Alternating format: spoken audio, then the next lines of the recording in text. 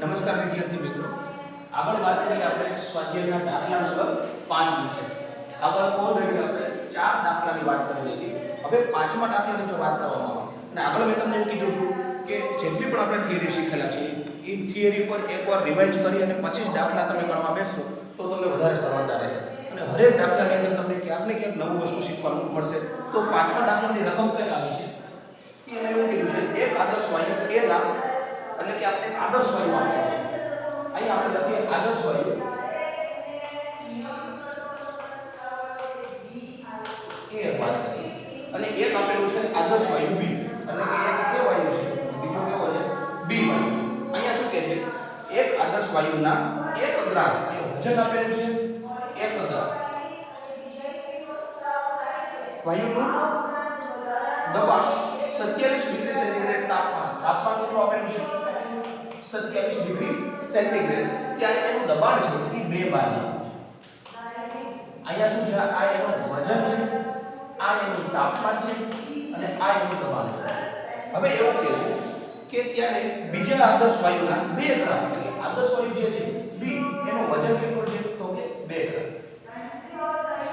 અને તે જ તાપમાન કેટલું છે સરખું છે એટલે T આપણે કેટલું લેશું તો કે 27 ડિગ્રી સેન્ટીગ્રેડ. તે જ તાપમાન એટલે કે જે આદર્શ વાયુ એનું તાપમાન છે એટલું જ તાપમાન આપણે બી નું લેવાનું છે. ત્યારે બી ના તે જ ક્લાસમાં દાખલ કરવામાં આવે છે ત્યારે કુલ દબાણ કેટલું થાય છે 3 બાર થાય. હવે મિત્રો આ દાખલો એક સમજવા જેવો છે. કેવી રીતે તો કે આપણે બે આદર્શ વાયુ આપેલા છે. આદર્શ વાયુ A એનો 1 ગ્રામ છે, આદર્શ વાયુ B એનો 2 ગ્રામ છે. બંનેનું તાપમાન સરખું એટલે આ પ્રક્રિયામાં શું કરે છે તો કે આપણી પાસે કાવો ફ્લાસ્ક છે. આ ફ્લાસ્કની અંદર આ ફ્લાસ્ક છે એની અંદર આદર્શ વાયુ A ભરવામાં આવે છે. આદર્શ વાયુ A ભરવામાં આવે છે.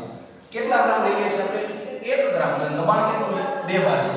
હવે તે જ ફ્લાસ્કની અંદર જ્યારે આદર્શ વાયુ B અંદર એડ કરવામાં આવે છે તાપમાન કેટલું રાખવામાં આવે છે સરખું રાખવામાં આવે છે. બંનેનું તાપમાન અહીંયા કેટલું છે સરખું છે. ત્યારે આ જે ફ્લાસ્ક છે એનું કુલ દબાણ છે એ 3 બાર છે. તો ખાસ સમજો વૃદ્ધિ પણ ક્યારે આવી તો V2 જે છે એનું આપણે જે દબાણ છે એ આપણે 3 બાર લેવાનું નથી. એટલે કે અહીંયા તમને એવું કહે છે કે ત્યારે એનું શું શોધવાનું છે આપણે તો કે ત્યારે એનો આણ્વિક દળ વચ્ચેનો સંબંધ શોધવાનો છે આદર્શ વાયુ A અને આદર્શ વાયુ B માટે. પહેલા આપણે થોડીક સમજણ શીખી લઈએ કે આદર્શ વાયુ સમીકરણ પહેલા આપણે શીખેલા છે કે આદર્શ વાયુ સમીકરણ આદર્શ વાયુ સમીકરણ શું છે તો કે PV NRT. આપણે આદર્શ વાયુ સમીકરણ ઓલરેડી શીખેલા છે. હવે આદર્શ વાયુ સમીકરણ હું વાયુ A માટે લખું છું કે આદર્શ વાયુ અહીંયા સમજી લેવાનું છે વાયુ A મતલબ કે આદર્શ વાયુ A. આદર્શ વાયુ A માટે આ સમીકરણને લખવું હોય તો કેવી રીતે લખી શકાય તો કે આ સમીકરણને લખવું હોય તો એવી રીતે લખી શકાય કે PV NRT. PV NRT પણ આપણે જો દબાણ અને વજન આપેલું છે એટલા માટે હું અહીં P ની જગ્યાએ PA લખીશ અને N ની જગ્યાએ NB લખીશ. પરંતુ આપણે N ખબર છે N એટલે શું છે અહીંયા વાયુના મોલ છે. મોલ એટલે એનું સૂત્ર શું છે વજન છેદમાં અણુભાર અથવા તો પરમાણુ ભાર. તો આ સૂત્રને થોડું રીઅરેન્જ કરીએ તો શું થશે therefore PAV N ની જગ્યાએ શું મૂકી શકાય તો કે વાયુનું વજન છેદમાં વાયુનું અણુભાર અને સાઈડમાં શું લખશું r. આને હું સમીકરણ લખી દઉં. હવે આગળ જેમ વાયુ A માટે આપણે સૂત્ર લખ્યું એવું જ વાયુ આપણે B માટે સૂત્ર લખી શકીએ તો કે વાયુ B માટે અહીંયા જ્યાં A છે ત્યાં આપણે શું લખવાનું છે B લખવાનું છે આદર્શ વાયુ સમીકરણ પ્રમાણે. તો PBV NB r. અને આની અંદર પણ જે મોલ છે એનું સૂત્ર આપણે લખીએ તો શું થશે તો કે PBV અહીંયા શું થશે MB છેદમાં કેપિટલ M B અને RT. હવે મિત્રો આ સમીકરણને આપણે કહી દઈએ 2. આને કહીશું આપણે સમીકરણ 2. હવે સમીકરણ 1 અને સમીકરણ 2 આપણને મળેલા છે તો અહીંયા આપણે એવું કરશું કે સમીકરણ 1 ને સમીકરણ 2 વડે આપણે ભાગીએ. સમીકરણ 1 છે એને સમીકરણ 2 વડે આપણે અહીંયા ભાગીએ તો શું થશે જે સમીકરણ આપણે લેતા એ વસ્તુ એટલે પણ સમીકરણ 1 શું હતું તો કે PaV ઇઝ ઇક્વલ ટુ શું આપેલું છે Ma સ્મોલ ma RT અને છેદમાં શું આપેલું છે કેપિટલ MB. હવે એને ભાગવાનું છે કેના વડે તો કે સમીકરણ 2 વડે. તો આને સમીકરણ 2 વડે ભાગીએ તો શું થશે PBV આને છેદમાં લખો. જો છેદમાં છેદ અંશમાં આવે અંશમાં છેદ ક્યાં આવે છેદમાં આવે તો આને લખીએ તો શું થશે તો કે MB સ્મોલ MB RT છેદમાં આવશે અને આનો છેદ અંશમાં આવી જશે તો શું થશે અંશમાં શું થઈ જશે કેપિટલ MB. હવે મિત્રો અહીંયા જોશું ને તો આ વસ્તુ સરખી છે કારણ કે કદ બંનેનું કેવું છે સરખું ખાસ કરીને સરખો છે તો કદ કેવું હોય અહીંયા સરખું હોય તો કદને આપણે બાદ કરી દઈએ. બીજી વસ્તુ આ તો બંને માટે કેવું હશે સરખો હશે. બીજું તાપમાન પણ બંનેનું કેવું આપેલું છે સરખું આપેલું છે. તાપમાન પણ અહીંયા આપણે કેન્સલ કરી દઈએ તો વધ્યું શું પાછું તો કે therefore PA છેદમાં PB is equal two small ma capital MB અને અહીંયા વધશે સ્મોલ MB અને કેપિટલ MA. હવે આપણે શું કરવાનું છે ની અંદર બંનેના આણ્વીય દળ વચ્ચેનો તફાવત આપણે જોવાનો કે બેનો સંબંધ શોધવાનો છે. એટલે કે વાયુ A અને વાયુ B આપણે કીધું નથી વાયુ A શું આપેલું છે વાયુ B શું આપેલું છે પણ બંને વચ્ચેનો આપણે સંબંધ શોધવાનો છે. એટલા માટે આને આપણે બેને કરતા બનાવીએ તો આ કે આને કરતા બનાવીએ તો લખવું લખી શકાય કેપિટલ MA છેદમાં કેપિટલ MB. હવે આવી રીતે લખવું હોય તો આ કેપિટલ M કે આવી જશે ઉપર આવી જશે અને કેપિટલ B કે આવી જશે નીચે આવી જશે. તો અહીંયા વધ્યું શું પાછળ તો કે અહીંયા વધશે MA અને PB એ છેદમાં શું વધશે તો કે MB અને P. હવે આ બેનો સંબંધ આપણે શોધવાનો છે જેથી કરીને આ બંનેની જે વેલ્યુ છે એ આપણે અહીં શોધીશું. તો અહીંયા MA જો આદર્શ હોય એ માટે હું અહીં A કહું તાપમાન પણ A કહું દબાણ પણ A કહું ત્યારે આનું વજન B અહીંયા B અહીંયા કદ પણ શું થશે સોરી અહીંયા દબાણ શું થશે એનું B. તો અહીંયા જો તમે MA કેટલો આપેલો છે તો કે 1 ગ્રામ ગુણ્યા PB. હવે PB કેવી રીતે લખી દેજો આપણે સૂત્રમાં શરૂઆતની અંદર જ એવું કીધું છે કે જ્યારે આદર્શ હોય A આ ક્લાસની અંદર નાખીએ છીએ અને આદર્શ હોય B આ ક્લાસની અંદર નાખીએ છીએ ત્યારે જો આદર્શ હોય A માટે દબાણ આપણે કેટલું આપેલું છે 2 બાર પણ આદર્શ હોય B આપીએ તો B કેટલું છે ખબર નથી પણ એવું કહી દીધું છે કે આ ક્લાસની અંદર ટોટલ જે દબાણ છે કેટલું થાય છે 3 બાર થાય છે. તો અહીં આપણે એટલું ખબર હોય તો ટોટલ કેટલું થાય છે 3. પહેલાનું કેટલું હતું 1 તો બીજાનું કેટલું વધે અહીંયા બીજાનું કેટલું વધશે 1 બાર જેટલું વધશે. ફરી વખત મિત્રો આદર્શ વાયુ A નું દબાણ કેટલું હતું 2 બાર B નું દબાણ આપણે ખબર નથી પણ એવું કીધું છે જ્યારે પ્લાસ્મા બંને એડ કરવામાં આવે છે ત્યારે કુલ દબાણ કેટલું થાય છે 3 બાર જેટલું થાય છે. પણ આપણે B નું દબાણ શોધવું હોય તો કુલ દબાણમાંથી A નું દબાણ આપણે દૂર કરો એટલે 3 માંથી 2 બાદ કરો તો કેટલા બાર વધે 1 બાર જેથી કરીને અહીંયા PB બરાબર કેટલા આવશે 1 બાર. આ થોડુંક આપણે કોમન લોજિક લગાડવાની વસ્તુ ત્યાં દાખલાની અંદર. હવે MB જોઈએ તો MB કેટલા ગ્રામ છે અહીંયા 2 ગ્રામ ગુણ્યા શું આવ્યું PA નું દબાણ કેટલું છે અહીંયા 2 બાર જેથી કરીને અહીંયા આપણે એવું થઈ શકે તો કે MA છેદમાં MB ઇઝ ઇક્વલ ટુ 1/4 અથવા તો આને આપણે આવી રીતે લખી શકીએ કે MA અને MB જે છે એ કેટલું છે 1/4 એટલે કે અહીંયા વાયુ A અને વાયુ B જે છે એનું આણ્વીય દળ જે છે એનો સંબંધ કેટલો હશે બંનેની વચ્ચે તો કે બંનેની વચ્ચે જે એનો સંબંધ છે એ સંબંધ કેટલો હશે 1/4 જેવો હશે. સમજાણો ને મિત્રો. હવે વાત કરીએ એના પછીના આપણા એક્ઝામ્પલ વિશે. આ એક્ઝામ્પલમાં ખાસ જે નવીનની વસ્તુ છે એ કુલ દબાણ છે એ જગ્યાએ તમારે ખાસ જોવાનું છે કે ત્યારે વાયુ B નું દબાણ આપણે કેવી રીતે શોધી શકીએ. હવે આપણે વાત કરીએ આપણા એક્ઝામ્પલ નંબર 5.6 વિશે. એક્ઝામ્પલ 5.6 માં જોઈએ તો એની રકમ કંઈક આવી આપવામાં આવે છે કે અહીં આપણે એવું કીધું છે કે એક ગટર સાફ કરવા માટેના ડ્રેનેજ થોડા પ્રમાણમાં એલ્યુમિનિયમ ધરાવે છે. એટલે કે ગટર સાફ કરવા માટેનું જે ડ્રેનિંગ છે એની અંદર થોડા પ્રમાણમાં એલ્યુમિનિયમ ધરાવે છે. તે કોસ્ટિક સોડા સાથે પ્રક્રિયા કરી ડાયહાઇડ્રોજન વાયુ ઉત્પન્ન કરે છે. એટલે કે કોસ્ટિક સોડા સાથે જ્યારે એલ્યુમિનિયમ પ્રક્રિયા કરે ને આમાં આપણે ખબર છે કોઈ પણ ધાતુ હોય એ જ્યારે બેઝ સાથે પ્રક્રિયા કોસ્ટિક સોડા એટલે જેને આપણે સોડિયમ હાઇડ્રોક્સાઇડ અથવા તો NaOH કહીએ છીએ એટલે કે સોડિયમ ધાતુ અને બેઝ સાથે પ્રક્રિયા થાય તેમાંથી હાઇડ્રોજન વાયુ ઉત્પન્ન થાય છે અને જો હાઇડ્રોજન વાયુ ઉત્પન્ન થાય છે તો ત્યારે એવું કહે છે કે અહીંયા કેટલું એલ્યુમિનિયમ પ્રક્રિયા કરે છે તો કે એલ્યુમિનિયમ જે છે એ 0.15 ગ્રામ એલ્યુમિનિયમ પ્રક્રિયા કરે અને ત્યારે તાપમાન કેટલું છે 20 ડિગ્રી સેન્ટીગ્રેડ અને 1 બાર દબાણે હાઇડ્રોજન વાયુનું કેટલું કદ મળશે અહીંયા આપણે V શોધવાનું છે અહીંયા મૂળ વેલ્યુ વ્યાખ્યામાં શું શોધવાનું છે આપણે V શોધવાનું છે તો પહેલા આપણે એવું કીધું છે કે ગટર સાફ કરવા માટે ડ્રેનેજ થોડા પ્રમાણમાં એલ્યુમિનિયમ ધરાવે છે તો આ એલ્યુમિનિયમ છે એ કોની સાથે પ્રક્રિયા કરે છે તો કે કોસ્ટિક સોડા સાથે કોસ્ટિક સોડા એટલે શું થાય મિત્રો NaOH અને બીજું ઘટકની અંદર પાણી પણ હોવાનું છે એટલે શું થાય H2 હવે જ્યારે આની સાથે પ્રક્રિયા થાય તો મિત્રો આપણને ખબર છે કે ધાતુ અને બેઝ સાથે પ્રક્રિયા થાય ત્યારે એમાંથી મળશે શું તો કે એની અંદરથી આપણને હાઇડ્રોજન વાયુ મળશે અને બીજી વસ્તુ આમાંથી એક ક્ષાર મળશે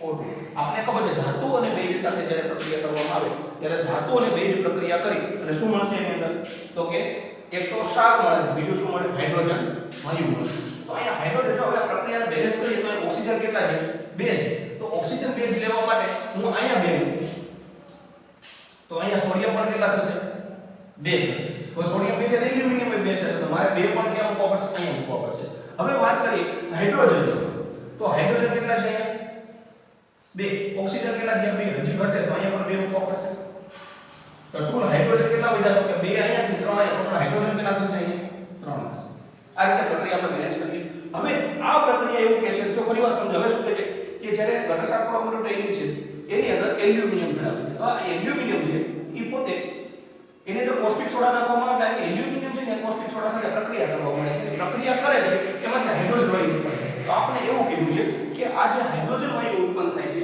એ હાઇડ્રોજન વાયુનું કદ કેટલું હશે કે આ હાઇડ્રોજન વાયુ છે એમાં આપણને એનું કદ કેટલું મળશે કે V કેટલો છે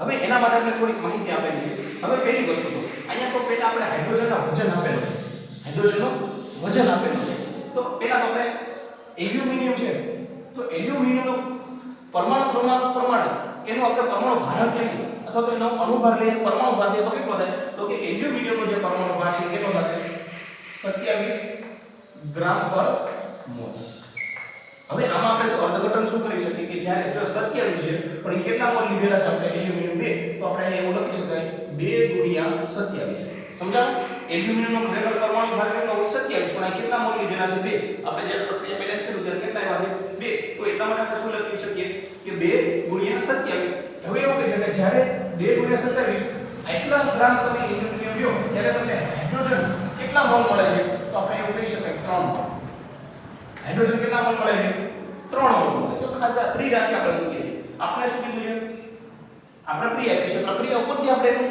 અર્થઘટન શીખવાનું છે કે એટલા ગ્રામ તમે એલ્યુમિનિયમ લ્યો ત્યારે એમાંથી 3 મોલ તમને શું મળે છે હાઇડ્રોજન વાયુ મળે છે પણ અહીંયા આપણે એલ્યુમિનિયમનું વજન તો આપેલું છે કે એલ્યુમિનિયમ કેટલું આપેલું છે તો કે જ્યારે 0.15 ગ્રામ 0.15 ગ્રામ એલ્યુમિનિયમ હોય 0.15 ગ્રામ એલ્યુમિનિયમ હોય ત્યારે આ કેટલું ત્રિરાશિ મૂકીએ તો ઉપરના સૂત્ર પ્રમાણે આપણે મોલ ગોતવું હોય તો આવી રીતે મળી કે ત્રિરાશિ મૂકો તો 0.15 ગુણ્યા 3 છેદમાં શું આવશે 2 ગુણ્યા 27 અહીંયા જે આપણને મળશે એ શું મળશે એલ્યુમિનિયમના મોલ મળશે અહીંયા આપણે શું મળશે મોલ મળશે હવે મોલ આપણે શોધી લઈએ તો કેલ્ક્યુલેશન કરવાથી મોલની અંદર કેટલા મળશે તો કે અહીંયા જો કેલ્ક્યુલેશન જોવામાં આવે તો શું મળશે કે 0.15 ગુણ્યા 3 ભાગ્યા 2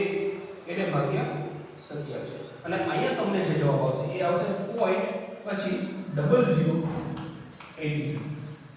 0083 આપણે એટલા મોલ મળશે હવે પણ આની અંદર આપણે શું કીધું છે કે આની અંદર આપણે એના મોલ શોધી લીધા પણ આદર્શ વાયુ સમીકરણ પ્રમાણે આપણે લખી શકાય ને આદર્શ વાયુ સમીકરણ પ્રમાણે PV = nRT અહીંયા આપણે એવું કહી શકીએ PV = nRT આપણે V શોધવાનું છે તો V ને કરતા બનાવશું અહીંયા V = nRT છેદમાં P હવે આપણે રકમની અંદર જો નજર કરો તો આપણે શું કીધું છે વજન આપી દીધું છે તાપમાન કેટલું આપેલું છે તો કે T જે છે તે આપેલું છે આપણને 27 20 ડિગ્રી સેન્ટીગ્રેડ.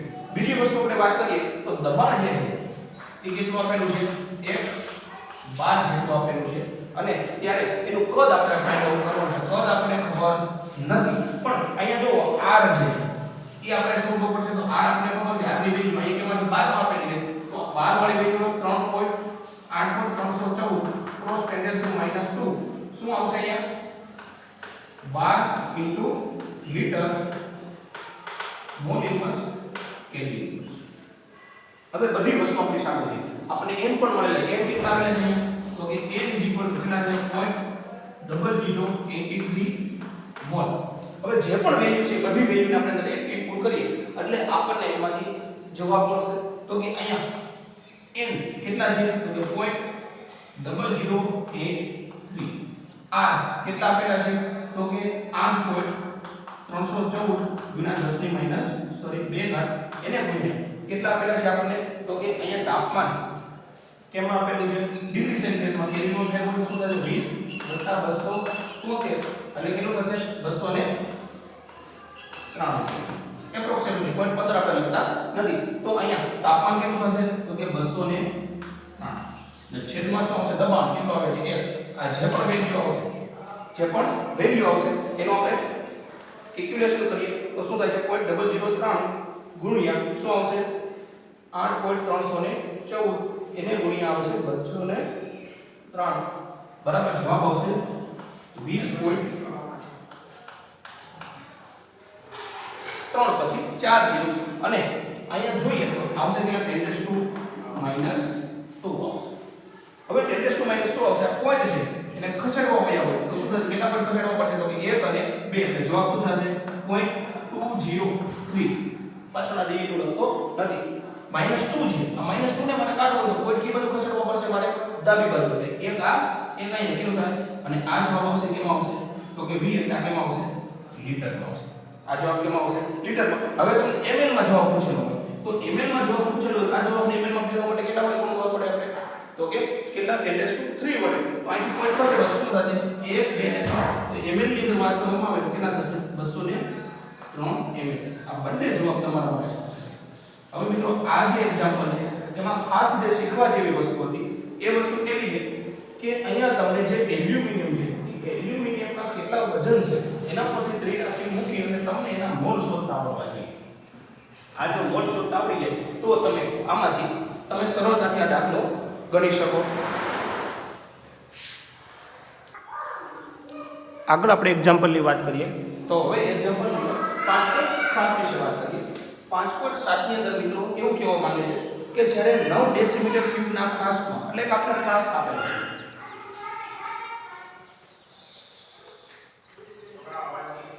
એક ફ્લાસ્ક આપેલો છે અને આ ફ્લાસ્કનું કદ કેટલું આપેલું છે? તો કે v જો ફ્લાસ્કનું કદ ખાસ આપેલું છે એ કેટલું આપેલું છે?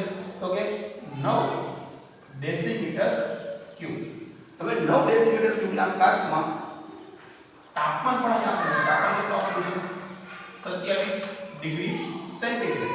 અને 27 ડિગ્રી સેન્ટીગ્રેડ તાપમાને આની અંદર બે વાયુ આપણે ઉમેરીએ. એક તો મીથેન જેને આપણે કહીએ છીએ CH4 એ આની અંદર ઉમેરવામાં આવે અને જ્યારે મીથેન જ્યારે ઉમેરવામાં આવે છે ત્યારે મીથેનનું વજન કેટલું છે? તો કે m કેટલું આપ્યું છે? 3.2 ગ્રામ. અને આની અંદર બીજું કાર્બન ડાયોક્સાઇડ ઉમેરવામાં આવે CO2. ત્યારે CO2 નું જે વજન છે એ કેટલું આપેલું છે? 4.4 ગ્રામ. ત્યારે મિશ્રણ વડે કેટલું દબાણ ઉત્પન્ન થશે એટલે કે અહીંયા આપણે P શોધવાનું. જો ફરી વખત રકમ આપણે સમજી લઈએ. આમાં શું કહેવા માંગે છે? તો કે આની અંદર કેવું થઈ છે કે આપણે એક ફ્લાસ્ક લીધો છે. એ ફ્લાસ્કનું કદ કેટલું આપે છે? 9 ડેસિમીટર અને આ ફ્લાસ્કનું તાપમાન કેટલું છે? 27 ડિગ્રી સેન્ટીગ્રેડ. હવે એની અંદર આપણે 3.2 ગ્રામ જેટલો આની અંદર મિથેન વાયુ ઉમેરીએ છીએ અને કાર્બન ડાયોક્સાઇડ કેટલો ઉમેરીએ છીએ? 4.4 ગ્રામ. હવે જેટલો બે વસ્તુ ઉમેરાઈ જાય ત્યારબાદ આ બંને વચ્ચે જેટલો આ બંને વચ્ચે ઉમેરાય છે એટલે કે આનું દબાણ છે કે આનું દબાણ છે. હવે આપણે ઇન્ડિવિડ્યુઅલી દબાણ નથી હોતું પણ આપણે એવું કહે છે જ્યારે આ ઉમેરે છે ત્યારે આ ફ્લાસ્કનું છે એ કુલ દબાણ કેટલું હશે આપણે એનું કુલ દબાણ શોધવાનું છે. તો આનું કુલ દબાણ શોધવા માટે મિત્રો આની અંદર આપણે વેલ્યુ આપેલી છે તો ગ્રામ આપેલા છે. જો આની અંદર આપણે આદર્શ વાયુ સમીકરણ પ્રમાણે જોઈએ તો આની અંદર આપણે હજી વસ્તુ ઘટે અમુક ઘટે છે તો કઈ રીતે આપણે સોલ્વ કરીએ? પહેલી વસ્તુ આપણે તો ગ્રામ આપી દીધેલા છે તો ગ્રામ ઉપરથી આપણે એના મોલ શોધી શકીએ. આપણે એના મોલ શોધી શકીએ. તો આ દાખલાની શરૂઆત એવી કરવાની કે અહીંયા આપણે જોઈએ મિથેનના મોલ. પહેલા એ વસ્તુ પહેલા જોઈએ કે મિથેનનો પરમાણુ ભાર કેટલો છે, એટલે કે કેપિટલ M. હું વાત કરું કેપિટલ M કોની, તો કે મિથેનની વાત કરું તો મિથેનની અંદર કેપિટલ M કેટલો થાય, તો કે કાર્બનના કેટલા હોય, તો કે 12. હાઇડ્રોજનના કેટલા હોય, તો 1. એવા હાઇડ્રોજન કેટલા છે, તો કે 4. અને આના કેટલા થશે, ટોટલ 16. એટલે કે અહીંયા પરમાણુ ભાર કેટલો થશે, 16 ગ્રામ પર મોલ. એવી જ રીતે કાર્બન ડાયોક્સાઇડ તો તમે શોધો તો કાર્બન ડાયોક્સાઇડના કાર્બનના કેટલા હોય, 12. અને ઓક્સિજનના કેટલા હોય, 16. પણ એક ઓક્સિજનના શોધો, બે હોય તો 32. અને 32 વત્તા 12 કરો એટલે અહીંયા આનો જે પરમાણુ ભાર થશે એ કેટલો થશે, 44 ગ્રામ પર મોલ થશે. હવે આના પરથી આપણે એના મોલ શોધી શકીએ. એટલે પહેલા એવું કરીએ CH4 ના મોલ. CH4 ના મોલ શોધો હોય તો મોલ એટલે N ઇઝ ઇક્વલ ટુ, જો અહીંયા CH4 લીધો તો આ સમજી લેજો CH4 વજન છેદમાં શું થશે, અણુ. આ વજન કોનો લેવાનો છે, મિથેનનો. અણુભાર કોનો લેવાનો છે, મિથેનનો. તો અહીંયા વજન કેટલો થશે, તો કે 3.2 છેદમાં 16. કેલ્ક્યુલેશન કરી સાથે કરીએ બને. એવી જ રીતે આપણે કોના મોલ શોધવાના છે, કાર્બન ડાયોક્સાઇડ.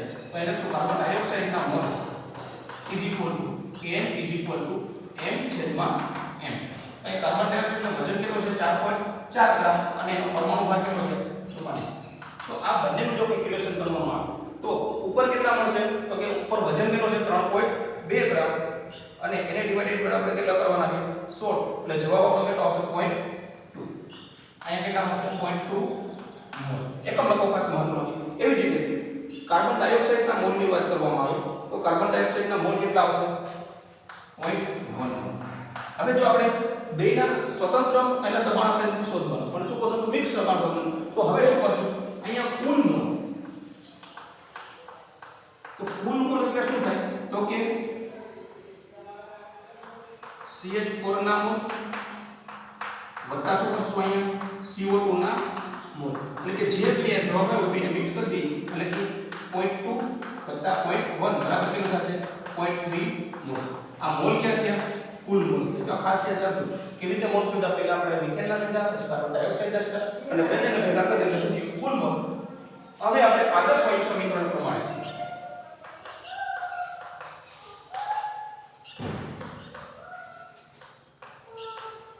આદર્શ વાયુ સમીકરણ પ્રમાણે આપણે વાત કરીએ તો Pt NRT. Pt એનાથી આપણે શોધવાનું શું છે, દબાણ. તો P NRT અને છેદમાં V. હવે મિત્રો અહીંયા દબાણ છે કેવું આવશે, કુલ દબાણની વાત આવશે. મોલ ક્યાં આવશે, તો કે અહીંયા ખાસ લખી શકાય કે અહીંયા N કુલ.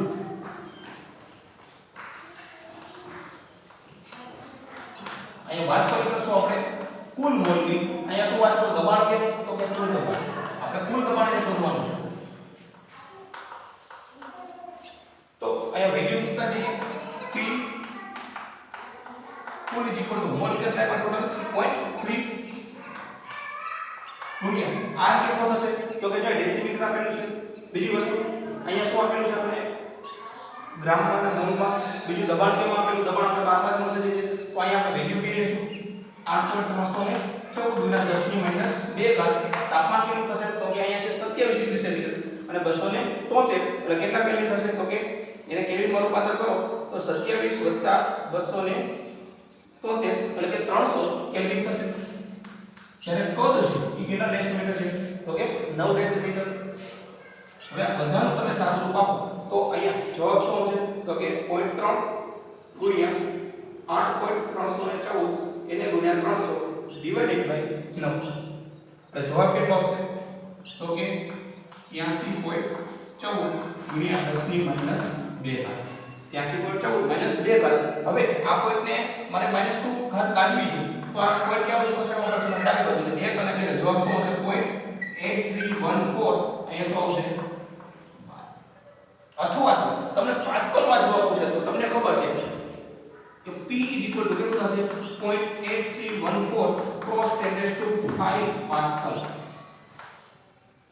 શા માટે, તો કે અહીંયા લખી શકાય ધેરફોર કે 1 બાર, 1 બાર હોય એટલે કેટલા પાસ્કલ થાય, 10 ની માથે 5 ઘાત પાસ્કલ.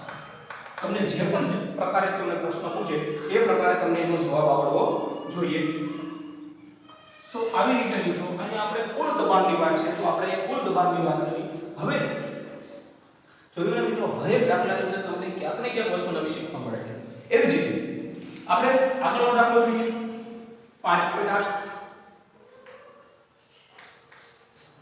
હવે 5.8 ની અંદર શું કહેવા માંગે છે કે 0.5 મીટર H2 વાયુ, એટલે કે એક આપણે વાયુ આપેલો છે H2 એની વાત કરવાની છે, અને બીજો આપણે વાયુ આપેલો છે ઓક્સિજન, આની વાત કરવાની છે. બે વાયુ આપેલા છે. એમાં એવું કીધું છે કે 0.5 મીટર, અહીંયા V આપેલો છે, એ કેટલો આપેલો છે 0.5 મીટર H2 વાયુ, અને દબાણ કેટલું આપેલું છે, તો કે દબાણ આપેલું છે 0.8 બાર જેટલું, 0.8 બાર દબાણ અને 2 લીટર ઓક્સિજન હોય. આનું જે પદ છે એ કેટલું આપેલું છે 2 લીટર આપેલું છે, અને એનું દબાણ કેટલું આપેલું છે, તો કે એનું દબાણ છે 0.7 બાર જેટલું આપેલું છે. હવે 1 લીટર કદ ધરાવતા પાત્રમાં સચિવ દાખલા દેતા. હવે આમાં શું કરે, જેમ આ વસ્તુ કરી એવી રીતે વાત આની અંદર કરવામાં આવે છે, તો કે આ રીતે ફ્લાસ્ક આપેલો છે. હવે આમાં એવું કહે છે કે જે ફ્લાસ્ક છે એનું તાપમાન કેટલું છે, કે આ T કેટલો છે, તો કે 27 ડિગ્રી સેન્ટીગ્રેડ, અને દાખલ કરવામાં આવે છે. અને આનું કદ એટલે કે આનું તો કુલ કદ કેટલું છે, તો કે V = 1 લીટર. તો આ વાયુ મિશ્રણનું દબાણ શોધો. જો આમ જોઈએ તો મિત્રો બંને દાખલા એક સરખા જ આપેલા છે. આ બંને દાખલા કેટલા આપેલા છે, એક સરખા જ આપેલા છે અંદર. હવે આપણને મિત્રો અહીંયા એક વાત છે, જેમ આની અંદર જે પણ આ દાખલામાં જો બંને દાખલા સાથે છે તો તમને વધારે આઈડિયા આવશે. અહીંયા બે વાયુ મિથેન અને કાર્બન ડાયોક્સાઇડ ની વાત હતી, એવી રીતે અહીં વાયુ કોની વાત છે, હાઇડ્રોજન અને ઓક્સિજન ની વાત છે. હવે અહીંયા તમને શું આપેલું છે, કદ આપેલું છે અને બીજું દબાણ આપેલું છે. અહીંયા કદ અને દબાણ આપેલું છે. જો જ્યારે આની અંદર શું આપેલું હતું, આની અંદર વજન આપેલું હતું. ચાલો એટલે આપણે ગ્રામ આપેલું છે તો મોલ શોધી લે. આમાં આપણે મોલ શોધવાનો પ્રશ્ન થશે. તો હવે કેવી રીતે આપણે સોલ્વ કરવું, તો કે આપણે શોધવાનું શું છે, કુલ દબાણ. જ્યારે આ ફ્લાસ્કને તાપમાન કેટલું છે 27 ડિગ્રી સેન્ટીગ્રેડ, આ ફ્લાસ્કનું કુલ કદ કેટલું આપેલું છે 1 લીટર આપેલું છે. હવે જ્યારે કદ 1 લીટર આપેલું છે ત્યારે આ વાયુ કેટલા 0.5 લીટર અને આટલું દબાણ અંદર એડ કરો, આનું આ એડ કરો. જ્યારે બે એડ કરી દેવામાં આવે ત્યારે એનું કુલ દબાણ કેટલું થશે એ આપણે કહેવાનું છે. એનું કુલ દબાણ કેટલું થશે એ વસ્તુની આપણે વાત કરવાની.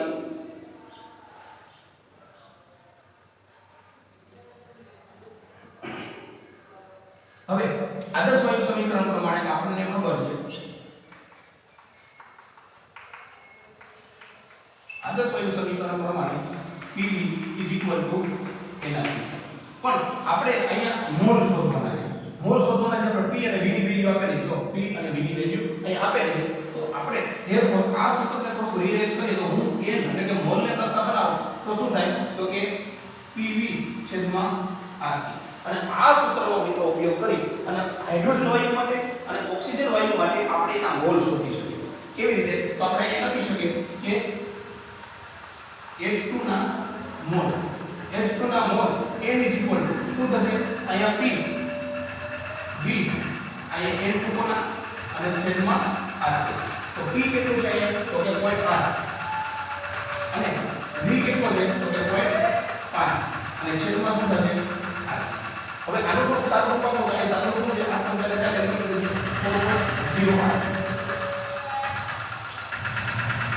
કેટલા થશે 0.8 અને 0.5 સાથે ગુણાકાર કરો તો કેટલો આવશે 4 એટલે ગુણાકાર આવશે.